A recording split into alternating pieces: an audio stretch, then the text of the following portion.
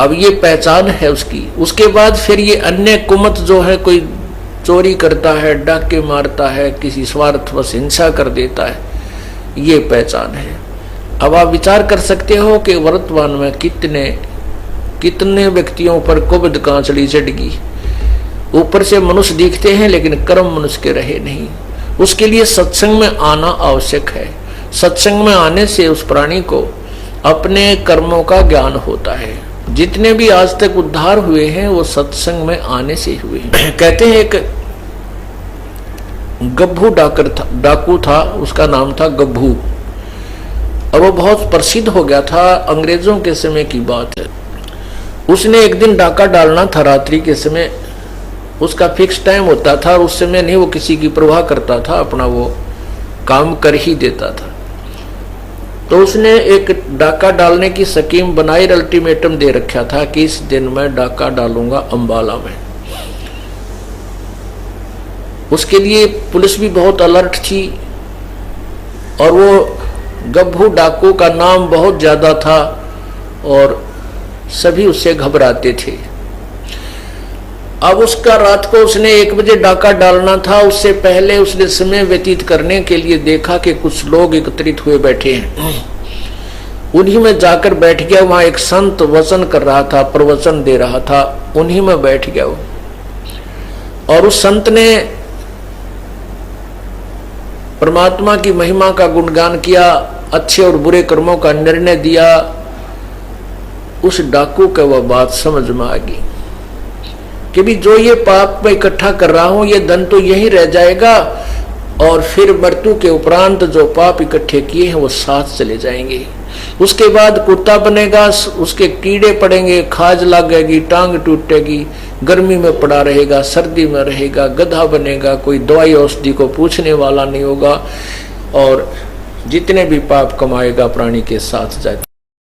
मनुष्य जीवन रहते उसका समाधान किया जा सकता है। संतों के पास जाकर अपना कल्याण करवाए और प्रायश्चित करे और पाप के पैसे को दान पुण्य करके अपना पीछा छुड़वाए।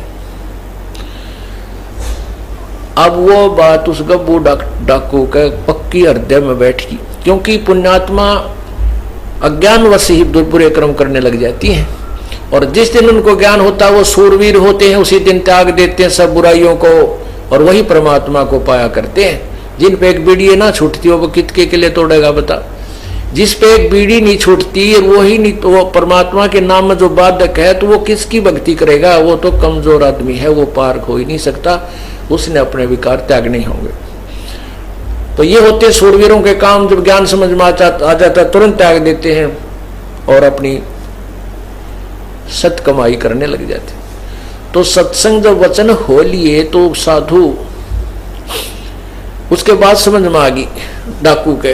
तो उसने अपने साथी जो आने थे समय पर वो सभी आए, अपने गोली बंदूक लेकर घोड़े गाड़ों पर चढ़ कर जहां उन्होंने इकट्ठा होना था वो डाकू वहां पहुंच गया गब्बू। उन डाकुओं अपने साथियों से कहा भाई आज के बाद गब्बू डाके नहीं मारेगा और ना ही कोई बुराई करेगा। आज मैंने सत्संग सुन लिया। तो डाकू नाराज हो गए, भाई हमने आज इसमें 1 लाख रुपए का फायदा होना था, ये तू दे दे। तो वो कहने लगा ठीक है भाई, मैं वो तुम्हें आज 1 लाख रुपए का जो हानि तुम्हें हो रही है वो जो मेरी पूंजी है उसमें से ले लो और बाकी मैं अपने दान पुण्य करूंगा, पीछा छुटवाऊंगा। डाकू वापस चले गए। वो सरदार था, उनका मुखिया था। तो उसने सोचा चल उस साधु के पास जाता हूं जो सत्संग कर रहा था, एक धर्मशाला में रुका हुआ था। वो गब्बू डाकू उस संत के पास गया और वहां कुआड़ खड़खड़ाया। रात को ही संत को जगाया, कहा प्रभु जी मैंने आपका सत्संग सुना है, मैं आपके चरणों में उपदेश लेना चाहता हूं। संत ने पूछा भाई कौन है, इसी रात ने के इमरजेंसी होगी तेरी, दिन में भी ले सका था नाम तो सुबह भी आ सकता था, रात ना आने का क्या मतलब हुआ तेरा, तू कहानी बता। तो वो कहने लगा महाराज जी मैं एक बहुत भयंकर डाकू हूं, मेरा नाम गब्बू है, मैंने रात में आपका सत्संग सुना और आपके सत्संग सुनकर मैं अपनी दिशा बदलना चाहता हूं। अब गब्बू नाम सुनते उस संत के भी पिंडी कांपन लागी। वो कड़ा गया कसाई सुबह सुबह यो मनवाने तेरी दाड़ा लेना आया, वो तेरा ही। तो वो भी डर गया। संत बोला भाई एक काम करे बेटा, नाम तो खर तुझे उपदेश तो दे दूंगा, पर भाई तू थाने में जाकर समर्पण कर दे। कहते यहाँ पर पुलिस वाले मेरी भी घीस बांध दे रहे और यहाँ आ जाए मुझे भी तंग करें बेटा। अब साधु की बात का उसके भी असर हो गया। चल ठीक है थाने में चला जाता हूँ। तो वो गब्बू डाकू थाने में चला गया। अब थाने में थानेदार बैठा, आगे पुलिस वाला खड़ा, वो संतरी खड़ा था थाने का आगे।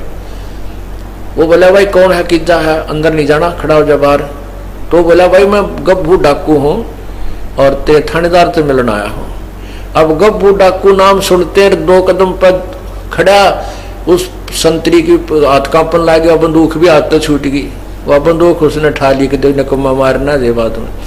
वो बंदूक गोली गाड़ी काट गया, पेटी एक लो लको दी। उसने दूर सामने थानेदार बैठा था कमरे में।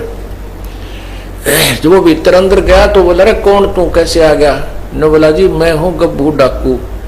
अब गब्बू डाकू करते हो थानेदार का, गब्बू डाकू नो करे, कुकर आ गया। उसके पसीने आ गई, कसाई छाती पे आ गई, मारेगा भाई। तो कहने लगा जी, वो थानेदार नहीं बोल पाया, कति घबरा गया, पसीने आ गए।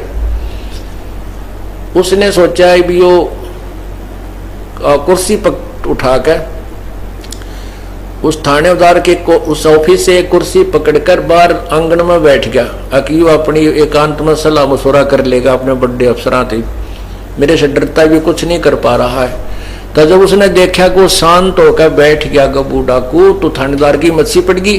तो उसने वायरलेस वगैरह मिला मलू का, गवर्नर तक बात पहुंच गई और कहते हैं चारों तरफ से पुलिस आ गई, गवर्नर भी आ गया। अब वो इतना बड़ा डाकू थाने में आया बैठा है और वो उसने साथ ये भी कह दिया कि भी मैं आज किसी ने मारन मुरन नहीं आया, मुझे अरेस्ट कर लो, मैं अरेस्ट होने आया हूं, अपने पापों का प्रायश्चित करने आया हूं। तो ये सारी कहानी गवर्नर तक पहुंच गई 1 सेकंड में, मिनटों में। तो गवर्नर भी आ गया। अब सामने वो कुर्सी पे बैठा, गवर्नर खड़ा है। गवर्नर पूछ रहा है भाई कैसे, क्या बात है? गब्बू दूर से खड़ा खड़ा कह रहा है तू क्या चाहता है? कहने लगा मेरी बात सुन लो, मैं क्या चाहता हूं। मैंने रात ने एक सत्संग सुन लिया एक महात्मा का, और मैं आया था डाके डालन। आज ये थारी फौज तो ना डरता मैं आया था डाका डालन। मैंने वो संत के विचार सुन लिए और मेरे हृदय में गलानी होगी अपने कुकर्मों से, और मैं उसका प्रायश्चित कराने के लिए संत के पास गया था। अब संत ने ये कहा कि तू थाने में जाकर समर्पण कर दे, अपने पापों का प्रायश्चित कर ले। ये भी और तो मैं ये आया हूं कि मुझे अरेस्ट कर लो और कहता जहां भी तुमने फांसी तोड़ना तोड़ दो। वो गवर्नर बड़े बुद्धिमान हुआ करते थे। वो कहने लगे बेटा हम जेल में तो इसीलिए डालते हैं कि बुराई छोड़ दें, आगे पाप ना करें। और तूने पहले ही समर्पण कर दिया, तू आज हृदय में तेरा जगह नहीं रही इस पाप की, जब हम तुझे बरी करते हैं, हम तुझे नहीं मारेंगे, ना कैद में डालेंगे। अब गब्बू ने सोचा ये अच्छी बात बिगड़ी भाई, ये मैंने कैद में नहीं डालते, मेरे पाप कटे को नहीं। नो बोला तुम मेरी बात मान जाओ, मुझे सजा दे दो। नो बोला भाई नहीं हम सजा नहीं देते, आप जाओ। कितना देख लिया साधु हो गया, कभी भी किसी का नुकसान कर नहीं सकता। तो फिर संत के पास आया। संत ने सोचा ये फिर आ गया भाई, ये तो मेरा और काम झूठा जो है ना खराब करेगा। कहने लगे बेटा क्या बात हुई? थाने में नहीं गया। उसने सारी कहानी बता दी, महात्मा जी मैं थाने में गया था, गवर्नर तक आ गया उनका, और मैंने सारी बात कह दी कि मुझे अरेस्ट कर लो, मुझे सजा दे दो, चाहे मुझे सूली फांसी तोड़ दो तुम, मैं अपने पापों का प्रायश्चित कराना चाहता हूं।